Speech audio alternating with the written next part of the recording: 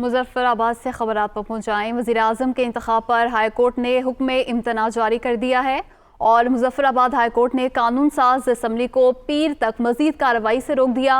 मुत्तहिदा opposition का कायदे-ए-वान के इंतखाबी अमल के बायकॉट का फैसला। मुत्तहिदा अपोजिशन कायदे-ए-वान के लिए उम्मीदवार पेश नहीं करेगी। अहम खबर आप तक पहुँचा रहे हैं। आपको बताएं कि वज़ीर-ए-आज़म के इंतखाब पर हाई कोर्ट ने हुक्म इम्तना जारी कर दिया है। इसी पर बात करेंगे। नुमाइंदा दुनिया न्यूज़ तकीउल हसन हमारे साथ मौजूद हैं। जी तकीउल हसन, बताइएगा इस हवाले से। जी बिल्कुल, ये आज़ाद जम्मू कश्मीर कानून साज असम्बली के 14वें कायदे-ए-वान के इंतखाब के लिए हुकूमती कोशिश थी, जो जिस हवाले से शेड्यूल भी जारी किया गया था कानून साज असम्बली के सेक्रेटेरिएट से।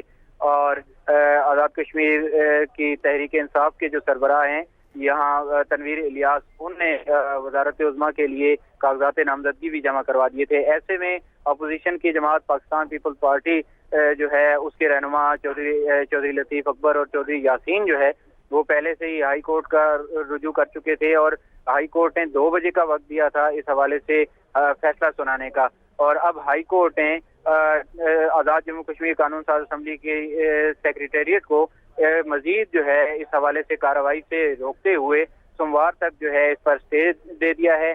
और सोमवार तक अब आज़ाद जम्मू कश्मीर कानून साज असम्बली में इस पर जो है वो मजीद वोटिंग नहीं हो सकेगी। ताहम दूसरी जानिब हुक्मरान जमात पाकिस्तान तहरीक इंसाफ के रहनुमा ख्वाजा फारूक, जो साबिक वजीर भी हैं, उनसे हमारी बात हुई है और उनका ये कहना है कि हम इस मामले को लेकर फौरी तौर पर सुप्रीम कोर्ट में जा रहे हैं और सुप्रीम कोर्ट से इस स्टे को ख़त्म करवाकर वो भी जो है इस अज़्म का इज़हार कर रहे हैं कि वो ये जो शेड्यूल है इसके मुताबिक कार्रवाई को जो है आगे बढ़ाएंगे।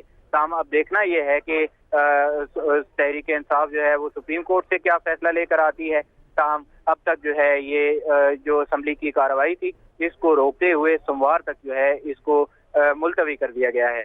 जी तकीउल हसन, बहुत शुक्रिया, आपने तफसीलात से आगाह किया।